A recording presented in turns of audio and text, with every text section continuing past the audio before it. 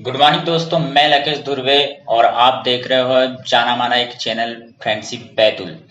तो मैं आपको आज ऐसे व्यक्ति से मिलाना चाहता हूं जिन्होंने अपने जीवन के 18 साल भारत माता के लिए अर्पित किए हैं और आगे भी करते रहेंगे, ऐसे सर से उम्मीद करूंगा। तो आइए दोस्तों, मैं आपको सर से मिलाता हूं, मिस्टर अशोक सर से, रघुकुल डिफेंस एकेडमी से। जय हिंद सर। जय हिंद। सर मैं ये जानना चाहूंगा कि आपने आर्मी ही क्यों चूज करना चाहा? बहुत अच्छा सवाल किया आपने। जी देखिए, सबका अपना अपना एक सपना होता है कि जी मैं ये बनूं, मैं वो बनूं। जी मेरा शुरू से ही सपना था मैं फौजी बनूं, और ये एक कमिटमेंट था, और एक ही कमिटमेंट था, चेंज नहीं किया कभी लाइफ में मैंने। अच्छा। आज भी चेंज नहीं, पछतावा नहीं है कि फौजी का मेरा जो डिसीजन था गलत था, नहीं, आज भी नहीं है वो। सर मैं ये बोल रहा था कि क्या बचपन से आपको वो जुनून था कि मैं आर्मी में जाऊं, या फिर किसी से प्रेरित होकर आपने ये नहीं, शुरू ज्वाइन से ही मुझे जुनून था। और उसके बाद जब मैं 6 क्लास में था, जी तो हमारे गांव के एक ही फौजी थे उस समय, जी टिल्लू भैया जो थे, वो आए हुए थे छुट्टी पर। जी उन्हें स्कूल में बुलाया गया था, उनने कुछ बातें बताई थी ड्रेस में जी कहकर। फिर उसके बाद से तो मुझे रुका ही नहीं गया कि नहीं, अब तो पहनना है तो वर्दी ही पहनना, चाहे कुछ भी हो जाए। उसके बाद मेरे से बड़े वाले भैया, जी उन्हीं का भी 2002 जनवरी में भारतीय सेना में सिलेक्शन हो चुका था, जी जब भी मैं 9th क्लास में ही था। जी लेकिन वो ट्रेनिंग के ड्यूरेशन के दौरान में उन्होंने मुझे कुछ ज़्यादा जानकारियाँ नहीं दी, बस मुझे इंटरेस्ट था सेना में जाने का। अच्छा। फिर 2004 में मैं तो खुश हो गया, फिर भारतीय सेना में तो ज्वाइन। सर आपकी ज्वाइनिंग मतलब 2004 में हुई थी, और आप अपनी सेवा देकर कब लौटे थे? मेरी देखिए, एक्चुअली मैं आपका इंट्रोडक्शन मैं आपको बता देता हूँ स्टार्टिंग जी से। हाँ। बस हमारा जो घर की स्थिति जो थी, जी बहुत ही एक दयनीय स्थिति, मतलब बहुत ज़्यादा इतना पैसों का इतना ज़्यादा ये नहीं था कि बहुत ज़्यादा मम्मी वगैरह पे ही पूरा भरम व्यवहार था कि पूरा सब कुछ उन्हीं को भरण पोषण, अपने बच्चों को पढ़ाना लिखाना सब करते थे। मम्मा के ऊपर थे। मम्मा के ऊपर था। बड़े दीदी भैया, बड़े फिर भैया, मैं सबसे छोटा था। अच्छा स्थितियां से परिवार एक आर्थिक स्थिति से गुजर रहा था। उस दौरान में हमारे यहाँ मझले भैया ने तो इंडियन आर्मी ज्वाइन कर ली थी 2002 जनवरी में। अच्छा लेकिन मेरी मम्मी का सपना था कि बेटा इंजीनियर बने, कुछ और बने। जी और ऑब्वियसली आज की डेट में उनका सपना भी पूरा हो चुका है मम्मी का। भैया आज इंडियन आर्मी में जे जूनियर इंजीनियर, नायब सूबेदार जूनियर इंजीनियर के पद पर पदस्थ है, तो सेना में जाकर इंजीनियर बन गए। अब मेरा था कि मुझे तो फौजी बनना था, क्लियर था दिमाग में कि नहीं, बनना है तो फौजी बनना है, बाकी कुछ नहीं करना बाकी है। कुछ नहीं बना। शुरू में खेल कूद वगैरह में ज्यादा इंटरेस्ट रखता था। क्रिकेट हो गया, बाकी गेमों में बहुत इंटरेस्टेड रहता, खेल कूद में रखता था। क्योंकि मुझे किसी ने बताया था कि अगर आपको सेना ज्वाइन करना है अच्छा। तो फिजिकली आपको बहुत ज्यादा स्ट्रांग रहना होना पड़ेगा। हाँ, उसके बाद थोड़ा बहुत आपको पढ़ाई भी करना पड़ेगा, जैसे मैथ्स हो गया, तो मैथ्स में बहुत अच्छा इंटरेस्ट रखता था। क्लास में मैथ्स में भी बहुत अच्छे से ये करता था 10th तक ही। क्योंकि मुझे बताया गया था कि 10th तक की मैथ्स अच्छे से आपने करना है। अच्छा उसके बाद साइंस, जनरल साइंस, जीके वगैरह ये आएंगे क्वेश्चन। 50 क्वेश्चन में आपको ये लगभग पास हो जाओगे, आप अच्छे से पढ़ोगे। तो वो लेकर मैं, क्योंकि मुझे क्लियर था कि सेना में जाना है, तो बाकी माइंड में सेट ही नहीं था जी कि कुछ और करना है। अब रही बात फिर मेरी ज्वाइनिंग की, एक सेशन आया 2002 भैया की ज्वाइनिंग के बाद। जी गांव में ऐसी स्थिति थी कि तैयारी करने वाले बच्चे नहीं थे। अच्छा मेरे फ्रेंड सर्कल थे, लेकिन इतने से बस सुबह 4:30 कौन उठ कर जाए, सही में। स्थितियां थी। अब ग्राउंड की स्थिति थी उस समय, रफाड़ वगैरह आपको पता है, पानी नहीं था अपने हाँ, क्षेत्र उस में, समय, तो रफाड़ वगैरह होते थे। तो एक रफाड़ था वहां पे, 380 मीटर का रनिंग ट्रैक मैंने खुद बनवाया, मतलब बनाया था सभी सहयोग से हम। मतलब सर आपने खुद अपने लिए एक तैयार हाँ, कराया था तो कि हम 380 मीटर का खुद कंटिन्यूटी, मेरी कंटिन्यूटी थी। एक फ्रेंड था, उसको कहा, लेकिन फ्रेंड नहीं जाता था। एक मेरे चाचा जी थे रिलेशन में, मेरी उम्र में से बड़े, वो मेरे साथ कंटिन्यू जाते थे। आज एसएफ में है वो, जी भोपाल में, अच्छा चंद्रशेखर रघुवंशीकर। अच्छा वो कंटिन्यू मेरे साथ जाते थे। अच्छा मेरे से उम्र भले ही बड़े थे, वो हर साथ में मेरे साथ हमेशा रहते थे। और 1 महीने बाद उनकी भी मेरे बाद ज्वाइनिंग हो चुकी थी। हम रनिंग की तैयारी करने के बाद डेली, अब 10th के एग्जाम भी थे।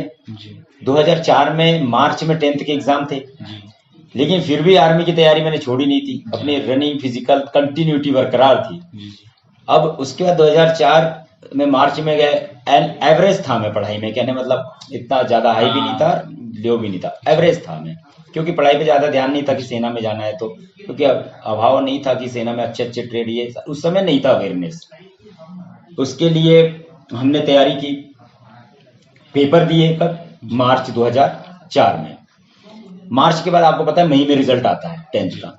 मई में, जून में पता चला कि जुलाई में भर्ती है विदिशा यारो में, अपने भोपाल यारो की बीआरओ चलते थे उस समय। अच्छा अच्छा। सर रैली भर्ती थी? रैली भर्ती, अच्छा, रिलेशन भर्ती नहीं, अच्छा, क्योंकि अच्छा। भैया को तो पता भी नहीं था, मैं भर्ती जी, देख रहा हूँ। जी।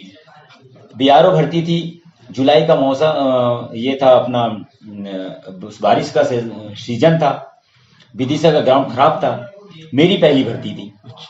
काफी सीनियर, काफी बड़े बड़े, काफी तैयारी करने वाले बच्चे वहां, तैयारी तो मेरी भी थी। जी, तैयारी में अच्छा हुआ, फिजिकल में बहुत अच्छे से 3 राउंड में बहुत ज्यादा लीड किया, क्योंकि मेरी फिजिकल की अच्छी तैयारी, लेकिन एक्सपीरियंस ना होने के कारण, बहुत ज्यादा लीड करने के कारण, चौथे राउंड में मैं रनिंग पास हो पाया था, मतलब पास हो गया था, रनिंग फेल नहीं हुआ, रनिंग मतलब पास सर हुआ, फर्स्ट टाइम में ही आपने क्लियर कर लिया था फिजिकल। उसके बाद मेडिकल भी क्लियर कर लिया उसी दिन, पहले उस समय ही मेडिकल हो जाता अच्छा, था। उसी दिन मेडिकल हो जाता मेडिकल हो जाता, मेडिकल भी क्लियर हो गया, लेकिन मेडिकल में मुझे फिर पॉइंट दे दिए गए, कान में पॉइंट दे दी गई, और मेरी कुछ यहाँ पे खेलने के दौरान पे कुछ प्रॉब्लम हुई थी, सूजन थी, जी। तो डॉक्टर संतुष्ट नहीं था, तो उनने मुझे फेल कर दिया था।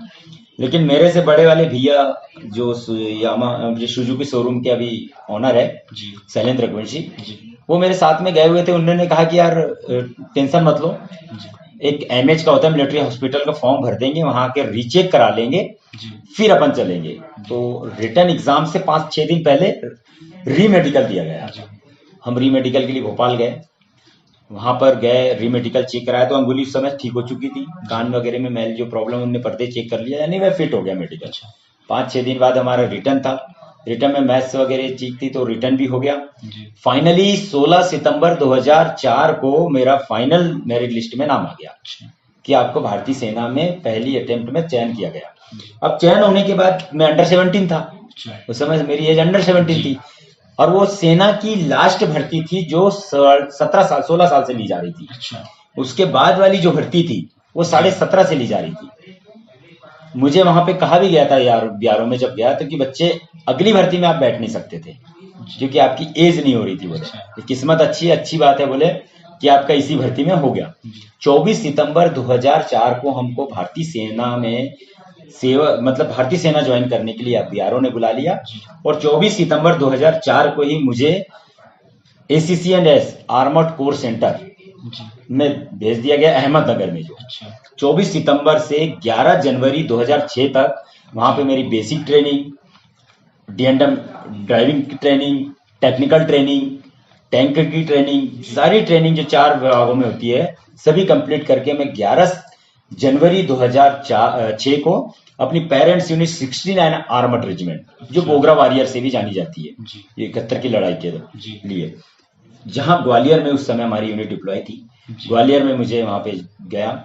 जी, 11 जनवरी के बाद मैं रिटर्न, फिर हम कुछ काम से अहमदनगर में डेमो टैंक के इसके लिए वापस हम यहाँ पर आए अहमदनगर। अहमदनगर से फरवरी 2008 में सूरतगढ़ गए, राजस्थान।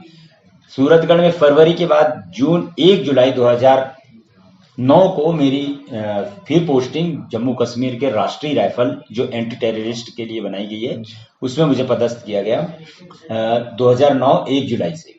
उसके बाद 31 अगस्त 2011 को मैं वापस अपनी पेरेंट्स यूनिट जो 69 आर्मर्ड रेजिमेंट कहाँ थी, अमृतसर में उस समय, वहां पर वापस आया। उसके बाद 2015 दिसंबर तक हम वहां पर रहे। दिसंबर में हम अखनूर जम्मू कश्मीर में ही हैं, वहां पर गए, और फिर 18 में वापस आकर फिरोजपुर आए। फिरोजपुर से बाद में 1-1.5 साल जालंधर में अपनी यूनिट से अटैचमेंट रहा, और फाइनली 1 महीने के लिए लास्ट अभी मैं अहमदनगर से अपना सेवा समाप्त करके 2 अक्टूबर को अपनी बैतूल नगर में पहुंचा हूं, जहां पर सभी युवाओं द्वारा एक अकल्पनीय मेरे जीवन के लिए एक स्वागत किया गया था। जी, हम लोगों ने एक वीडियो बनाया था जब सर आए थे तब, है ना, हमारे चैनल पे डला है, आप देख सकते हो। तो सर मैं और आगे जानना चाहूंगा कि जब आप को कॉल लेटर आया था, उस समय आपका जो घर का माहौल था किस टाइप का था, मतलब क्या एक खुशी होती है अंदर से एक घर वालों को, मम्मी पापा को, कि हमारा जो बेटा है वो ज्वाइनिंग के लिए जा रहा है, और मेन बात ये है कि एक इंडियन आर्मी में जा रहा है। बहुत अच्छा सवाल किया सर आपने। क्या होता है, बहुत सारी चीजें आपने एक्साइटेड होता है जी। लेकिन मेरे साथ कुछ थोड़ा विपरीत हुआ था जी। एज कम थी जी। 10th निकला था 11th में एडमिशन होना था। मेरे से बड़े वाले भैया आर्मी में थे ऑलरेडी, 3.25 साल उनकी सर्विस हो चुकी थी। जी। जब उन्हें पता चला कि मेरा यंगर्स का उन्हें रिलेशन का हो चुका है आर्मी में, तो उन्होंने खोज निकालनी शुरू की कि अब किसमें हुआ है, कैसे हुआ है, आर्मड में हुआ है तो अब कैसा है आर्मड का, ये सब कुछ उन्होंने निकालना शुरू किया। वो थोड़े से बहुत ही सेंसिटिव, बहुत अच्छी बात करते हैं, जो उनका मार्गदर्शन मुझे हर समय बहुत ज्यादा पॉजिटिविटी देके जाता है। जी। उनने बहुत अच्छा एक आधा घंटा का लेक्चर बनाया अपना खुद मेरे लिए। जी। उनका अपना फर्ज निभाया उनने। मेरे पास आए, छुट्टी आए, बैठे, बोला सबको खुशियां थी लेकिन उन्हें खुशी भी था और थोड़ा सा गम भी था। गम इस बात का था कि छोटी उम्र है और सेना जैसी हार्ड जॉब में जाना कि इंजॉयमेंट मेरे भाई का खत्म हो जाएगा, क्योंकि सेना में आपको पता है बहुत ज्यादा त्याग है, जीवन का त्याग करने की आवश्यकता होती है, क्योंकि छुट्टी समय पे नहीं, ये नहीं, समय पे आपको बहुत त्याग करना पड़ता है, देश के लिए करना ही पड़ता है। उनको ऐसा लगा कि यार मैं हो गया हूँ सेना में तो दूसरे की आवश्यकता नहीं है, ये दूसरा कोई सेक्टर चूज करे। बोले उस समय इंजीनियरिंग का ट्रेंड चल रहा था, 12th तक अच्छा मैथ से पढ़ो, कुछ कर लो, पुलिस में लगो, इसमें लगो, मतलब बहुत सारे ऑप्शन दे रहे थे भैया। उन्होंने सेना की सारे हार्ड वर्किंग की मुझे पूरी जानकारी उस आधे घंटे में दी। मुझे ये क्लियर कहा गया था कि सेना में ये होता है, सेना में ये होता है, सेना में इतनी हार्ड ट्रेनिंग होती है, सेना में इस तरह के हार्ड आपको पोस्टिंग मिलेंगी, सेना में इस तरह का सारा जो होता है एक सिस्टमेटिक तरीके से उन्होंने मुझे कहा दिया। लेकिन मैंने जॉब के तौर पे तो सेना ज्वाइन की नहीं थी। मुझे जॉब की मुझे नहीं लग रहा था कि इतनी कम उम्र में जॉब की आवश्यकता होती है इंसान को। जॉब के लिए तो मैंने सेना ज्वाइन नहीं की थी। सर एक वो अंदर से एक जुनून था कि मेरे जुनून था कि देश की सेवा करना है। ये जुनून था, आज भी है, आज भी। इसलिए मैंने आरडीए ज्वाइन, आरडीए को डेडिकेट, आरडीए के बारे में किस लिए की ये बताऊंगा फिर बाद में आपको। मुझे तो था। सर मैं ये पूछ रहा था कि आप आर्मी में पदस्थ होते हुए आपका फील्ड में किस टाइप का अनुभव था? देखिए मैं तो आर्मर्ड कोर में था, और आर्मर्ड कोर टैंक वाली फौज है, जो टैंक आपने देखे होंगे चेन वाले जो चलते हैं, इस डिपार्टमेंट में मेरा था वहाँ पे, तो उस पे ही रोल था हमारा टैंक की लड़ाई के दौरान पे। वो हमारी फाइटिंग फोर्स है, अभी फाइटिंग व्हीकल कहते जो, फाइटिंग फोर्स मेरी ड्यूटी थी उसमें। बट मैं ऑफिस वगैरह में भी जॉब किया हूँ, कंप्यूटर वगैरह, मतलब ऑल ओवरऑल मतलब हर जगह जॉब सेना में किया हूँ। ऑफिस का भी अनुभव, हर जगह का अनुभव है मेरे पास। अपने 17 साल में भिन्न अलग अलग जगह पे भी रहा, टैंक में भी रहा, ऑफिस में भी रहा, और सारी जगहों पे मतलब एडमिनिस्ट्रेशन से लेकर फाइटिंग बैटल तक का अनुभव रहा है सेना का। सर मैं आर्मी में पदस्थ होते हुए आपको कभी ऐसा मौका मिला हो कि सामने वाले से लड़ने का या बंदूक चलाने का? तो सर मिलता ही है आर्मी, इंडियन आर्मी में, बट मैं ये जानना चाह रहा था कि कभी आमना सामना हुआ है या फिर? बिल्कुल हुआ है जी, बहुत। एक बार हम राष्ट्रीय राइफल, जो मैं आपको 9 से 11 का सेशन बता रहा था पोस्टिंग का, इसमें 2 जुलाई 2010 में एक ऑपरेशन चल रहा था डेरीरथ जंगल, ये मेंढर जिले में आता है जम्मू कश्मीर में। हम एक कॉर्डन लगाने के लिए वहां पर गए हुए थे हमारी यूनिट राष्ट्रीय राइफल से जी। अब हमारे कॉर्डन लगाया हुआ था, 3 टेररिस्ट अंदर है, ये क्लियर इंफॉर्मेशन थी हमारी इंटेलिजेंस से। अब लेकिन हाइडआउट से इतने जंगल इतना घना था जी कि आतंकवादी मिल नहीं पा रहे थे जी। लेकिन वहां पे प्रॉपर कॉर्डन लगा के हिल फायरिंग, प्रॉपर कॉर्डन लगा हुआ था सभी का जी। अब एक लगभग ऑपरेशन को 4 दिन हो चुके थे, कोई ये नहीं। 4 दिन के बाद, ऑपरेशन के बाद कांटेक्ट हो गया हमारा, नहीं कहने मतलब एक मेजर साहब और काफी टीम का, घातक टीम का। तो मेजर साहब, उसमें बहुत दुख की बात है कि मेजर साहब डेथ कर गए थे, मतलब शहीद हो गए थे अपने। मेजर साहब शहीद हुए थे और एक दो को थोड़ा चोट लगी थी, लेकिन ऑपरेशन रुका नहीं, क्योंकि दहशतगर्दों को तो मारना था। सेना का तो असूल है, एक बार अगर की हिंट मिल गई तो छोड़ती नहीं सेना। तो पूरा सेना प्लान लेकर सब कुछ तैयारी से कॉर्डन लगा हुआ था। अब उसके बाद अचानक तीनों में से एक, उनने सोचा कि हमारे साइड से फायरिंग चल रही थी, उनने सोचा कि इस तरह थ्रस्ट कम है, टेररिस्ट निकलने लगे। तो हमारे सामने कॉर्डन लगा हुआ, तो सब एक्टिव थे। कॉर्डन लगते ही जैसे ही फायरिंग शुरू कर दी। फायरिंग शुरू की तो जब फर्स्ट में लीड कर रहा था हमारे सामने वाले ने फायरिंग शुरू की, लीड जो कर रहा था वो खत्म हो गया, आतंकवादी मर गया। अब उसके बाद पूरी रात को 12:13 पे आपस में कांटेक्ट हुआ था। उसके बाद पूरी रात हम फायरिंग चलती रही, पूरी रात देखते रहे। अर्ली मॉर्निंग जो उसके 2 साथी थे वो पीछे बैठे हुए थे। अर्ली मॉर्निंग हम जब चेक करने गए तो टेररिस्ट मेरी दूरी से 10 मीटर की थी। वो जंगल में था, झाड़ी के कारण मैं सामने ही खड़ा था, लेकिन पूरा एज ए बीपीजे वगैरह, हेलमेट अपना जो है प्रोटेक्शन और फायर राइफल सब कुछ थी पास में। मेरे से पीछे वाले ने अचानक कहा कि यार सामने झाड़ी में कोई बैठा हुआ है। डाउन डाउन डाउन, मतलब वहां था नीचे डाउन। मेरी जैसी नजर की डाउन, फायरिंग शुरू हो गई। फायरिंग की, मैं तो नीचे आ गया।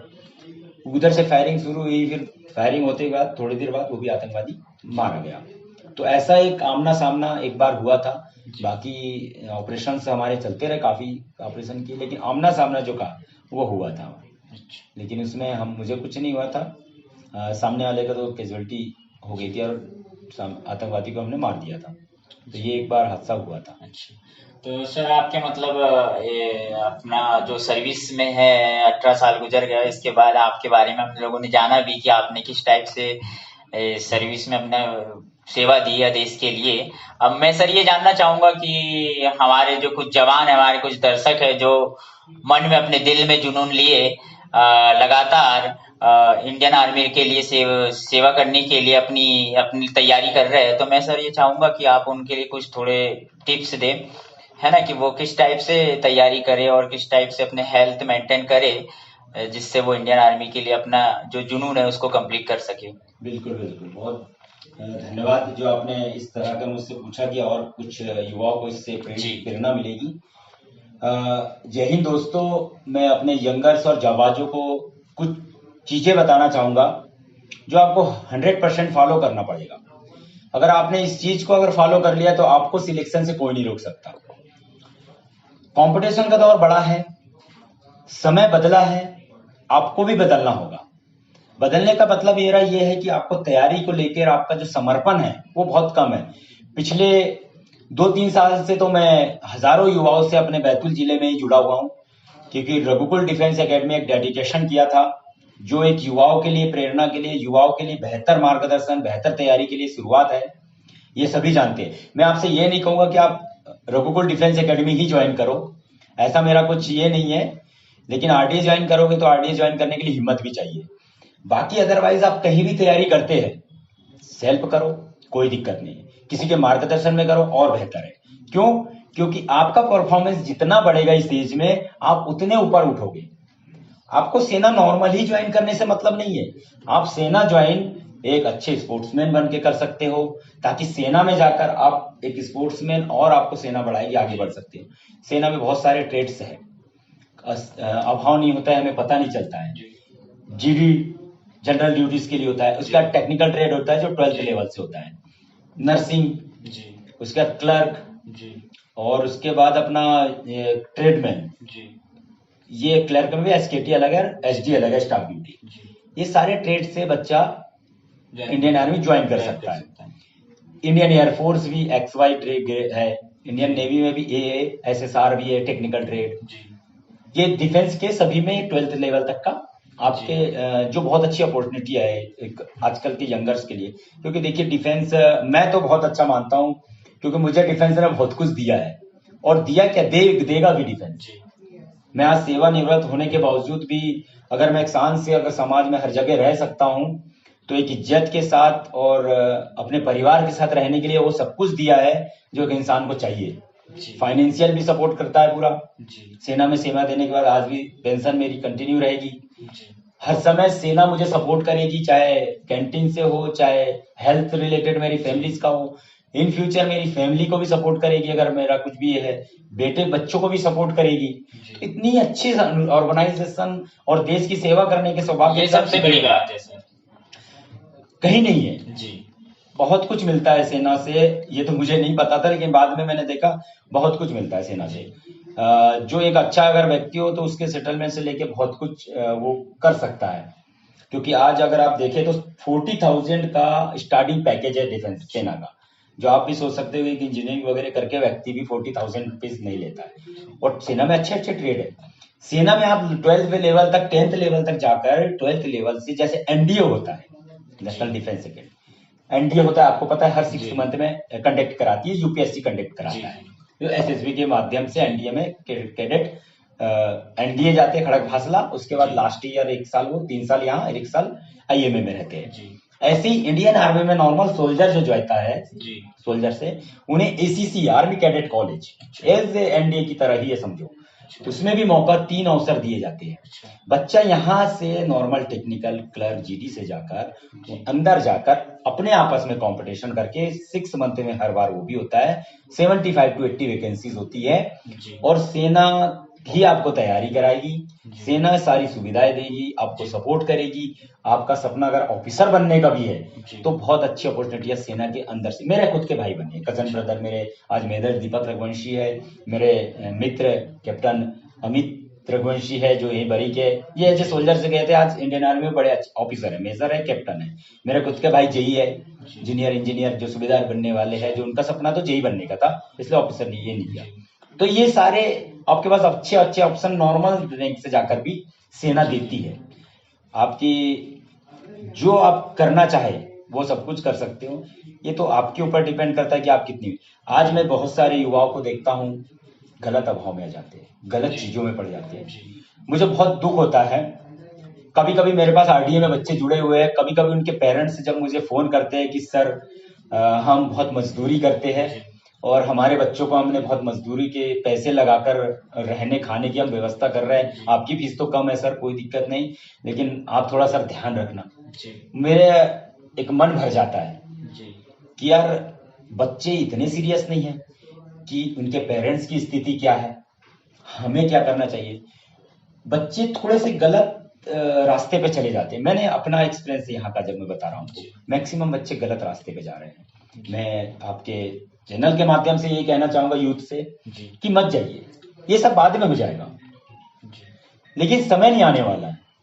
कंपटीशन बढ़ गया, 100 में एक बच्चे का सिलेक्शन होना है, तो 100 में से एक पे अगर आना है आपको तो तैयारी भी वैसी करनी पड़ेगी। आपको फिजिकल में कंटिन्यूटी चाहिए, आपकी मेडिकल के पॉइंट्स आपको देखने पड़ेंगे, आपको रिटर्न में कंटिन्यूटी, आपके सिलेबस अकॉर्डिंग आपको पढ़ना ही पड़ेगा आपको। ठीक है, स्टार्ट।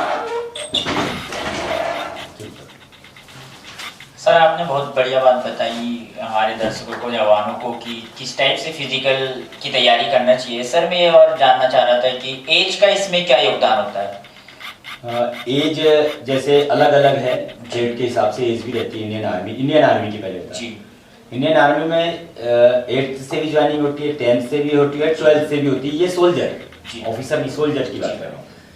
8th से ट्रेडमैन की जो होता है वो 17.5 17.5 वर्ष से 23 वर्ष तक के बीच का बच्चा ज्वाइन कर सकता है। हर वर्ष सेना टेंटेटिव प्रोग्राम निकालती है जो मार्च में निकलता है। वो निर्धारित कर देता है प्रोग्राम कि किस एज से किस एज तक के बच्चे को इस बार की रेली भर्ती में लेना है। जो टेंटेटिव प्रोग्राम हर साल मार्च में सेना हर यारों में कई कर देती है क्लियर कि कब भर्ती होनी है और किस एज से किस एज के बच्चे को लेना है। वैसे ही आपका जनरल ड्यूटी के लिए 17.5 से 21 वर्ष, नर्सिंग असिस्टेंट के लिए 17.5 से 23 वर्ष, clerk एसकेटी and SD staff duty के लिए भी 17.5 से 21 वर्ष, और टेक्निकल के लिए भी 17.5 से 23 वर्ष। इनके अलग अलग सब्जेक्ट के हिसाब से भी रहते हैं। जैसे टेक्निकल में मैथ्स वाले बच्चा चाहिए, नर्सिंग में बायो होना अनिवार्य है, क्लर्क में कॉमन चल जाता है, कॉमर्स तक भी चल जाता है, आर्ट वाले का नहीं होता है क्लर्क में। तो ये सारी चीज़ों का आपको और आगे मैं बताऊंगा डीपली कि कैसे कैसे इनमें कितने सब्जेक्ट में कितने नंबर लाना चाहिए। आपका वीडियो ज़्यादा लंबा हो जाएगा, इस कारण से मैं अगले वीडियो जब भी आप बनाओगे टोटल एक्सप्लेन आपको बताऊंगा कि क्या कितने सब्जेक्ट होना चाहिए। जैसे एग्जांपल बता दें कि सोल्जर जीडी ज्वाइन करने के लिए 45% 10th में रहना अनिवार्य है, 45% अनिवार्य है, बाकी में भी 50% जरूरी है टेक्निकल, क्लर्क और नर्सिंग असिस्टेंट से। उनके बाद भी उनके सब्जेक्ट में 40% ईच पर्टिकुलर सब्जेक्ट के भी होना अनिवार्य है। ये इसके बाद एयरफोर्स में XY टेक्निकल ट्रेड है। बैतूल जिले में एक आरडी एकेडमी है जो बहुत जाने मानी है, तो सर मैं ये जानना चाहूँगा कि आप उससे किस टाइप से संबंध रखते हो? आरडीए मेरिट एजुकेशन है। आरडीए का अभी फिलहाल में रिटायर हुआ, डायरेक्टर नहीं पद डायरेक्टर अपॉइंट हुआ। तब तक उससे पहले आरडीए को हमारे जेकेबी वाले सर थे, पूरा अपने अंडर कंट्रोल में देखते थे बच्चों को पूरा। इंजीनियर प्रदीप सर जो आईआईटी नीट के चलाते हैं, उनका रुझान भी देश प्रेम बहुत है उनका, और बहुत समर्पित है वो, हर समय बच्चों को मोटिवेशन करते रहते हैं। आप उनके जानना, उनके जेकेआर आईआईटी नीट बहुत अच्छी एक जानी मानी अपने बैतूल के लिए कोटा की तर्ज पे यहाँ पर ये है। अब उनके बाद जेकेआर अपनी जेकेआर क्लासेस जो यहाँ पर ये हमारी चलती है, और आईआईटी नीट स्पेशल उनकी चलाते हैं, जो उन पूरे इंडिया का कि डिफेंस एकेडमी चाहे पूरे इंडिया में कहीं भी चल रही हो, उससे थोड़ी सी भी कम तैयारी बैतूल में किसी बच्चे को ना मिले आरडीए के माध्यम से। चाहे फिजिकल हो, चाहे मेडिकल की जानकारी हो, चाहे रिटर्न क्लासेस हो, या उसको भविष्य में ऑफिसर बनने से लेकर जो भी जानकारी है, बारीकी से छोटी छोटी जानकारियाँ। आरडीए की एक बहुत सारी चीज़ें हैं। इनडिसिप्लिन बच्चे को हम रखते नहीं हैं। जो सेना में मेरा पूरे सर्विस अनुभव रहा है कि मेरे को मुझे खुद इनडिसिप्लिन कभी पनिश नहीं मिला है, तो जाहिर सी बात है कि मेरे अंडर में मैं ऐसे बच्चे रखूंगा ही नहीं, बिल्कुल नहीं रखे जाते हैं। एक ऐसा स्टार्टअप देना चाहते हैं मध्य भारत को कि पूरा देश आकर्षण का केंद्र बने, और यहाँ से हमारा एक लक्ष्य रखा है आरडीए ने, मध्य भारत बने सबसे अधिक वर्दीधारी वाला क्षेत्र। उसके लिए कोशिश पूरी जारी है कि अच्छे अच्छे बच्चे जिन्हें जानकारियां नहीं होती है बहुत कम एज में, और एज निकल जाती है, आपको पता है कम एक क्राइटेरिया कम एज होती है जिसमें एज भी नहीं होती है, और बच्चा एज खत्म हो जाती है, उसको पता ही नहीं चलता कि यार क्या था डिफेंस, कुछ नहीं। तो वो ना रहे। 16 साल से बच्चा जुड़ सकता है मेरे पास। अगर एथलेटिक्स भी साथ में हम कराते हैं, वर्कआउट एज ए इंटरनेशनल हमारे कोच के साथ प्रैक्टिस किए, वो है पूरे वर्कआउट प्लान देके हमें पूरा सब कुछ उसका फिजिकल। 3 दिन आरडीए का डेमो जरूरी है कि आरडीए फिजिकल कैसे करा रही, क्लासेस कैसे करा रही, आपकी मोटिवेशन कैसे दे रही, आपकी सारी जानकारी है, सब कुछ। इंडिया की टॉप डिफेंस एकेडमी के तर्ज पे ही डेडिकेट है, और अच्छे रिसर्च के बाद ही है इसका। बच्चों को बेहतरीन कंटेंट देने की हम पूरी कोशिश कर रहे हैं। समय अभी दिक्कतें आरडीए को ये जा रही है कि बच्चे अवेयर नहीं हैं, और वैसे बच्चे नहीं आ रहे आरडीए के पास जैसे बच्चे होने चाहिए। अभी हमारे पास शून्य बच्चे ज्यादा आ रहे हैं जो अपने फ्यूचर को लेकर भी अभी सीरियस नहीं ज्यादा। उन्हें हमें कोशिश हम जारी कर रहे हैं, उन्हें समझाते हैं, मोटिवेशन देते हैं कि आपका भविष्य, आप थोड़ी मेहनत करोगे तो अच्छा हो जाएगा, नहीं करोगे तो आपका भविष्य खराब हो जाएगा। कम उम्र होने के कारण आपको पता है चंचलता रहती है। ग्रामीण क्षेत्र में आपको पता है पढ़ाई का स्टैंडर्ड इतना अच्छा नहीं है आज की स्थिति में, बच्चा बेसिक कॉन्सेप्ट ही क्लियर नहीं हो पाते बच्चों के। बहुत सारे चैलेंजेस आरडीए के ऊपर है। डिफेंस एकेडमी पे खास करके मैं देख रहा हूँ बहुत ज़्यादा चैलेंजेस है, क्योंकि बाकी चीज़ों में तो बच्चे क्रीम मिलते हैं, लेकिन यहाँ पर हर चीज़ में सुनने मिलता है। और आपको फिजिकल भी देखना है, आपको मेडिकल भी देखना है, आपको रिटर्न भी देखना है। 3 सेक्टर में आपको बच्चे को उठाना है इसके लिए। तो दोस्तों मैं बताना चाहूंगा कि जो हमारे YouTube निर्माता है फ्रेंडशिप बैतूल के निर्माता प्रशांत पवार, जिन्होंने आरडीए से ही प्रेरित होकर अभी भी इतना जुनून है उनमें कि आप देखोगे तो यकीन नहीं करोगे। मैं चाहता हूं कि आप एक बार आरडीए आए, 3 दिन का डेमो ले और सर से प्रेरित हो। यदि आपको अच्छा लगता है तो कंटिन्यू रहे और आगे लगातार चलते रहे, आप जरूर एक न एक दिन मंजिल पाओगे। सर ने जो जानकारी दी इसके लिए मैं बहुत बहुत धन्यवाद दूंगा सर को, है ना। आगे और भी जानकारी हम सर से लेंगे, लेकिन नेक्स्ट वीडियो में आपको बताऊंगा कि नर्सिंग के लिए क्या गर्ल्स भी और बॉयज भी दोनों भाग ले सकते हैं कि नहीं, या ज्वाइन कर सकते हैं कि नहीं, इसके लिए हम जानेंगे आगे, है ना। तो सर मैं आपका बहुत बहुत बधाई किया कि आपने हमको आपका बहुमूल्य टाइम दिया, है ना। जय हिंद सर। जय हिंद, बहुत बहुत धन्यवाद आप लोगों का भी।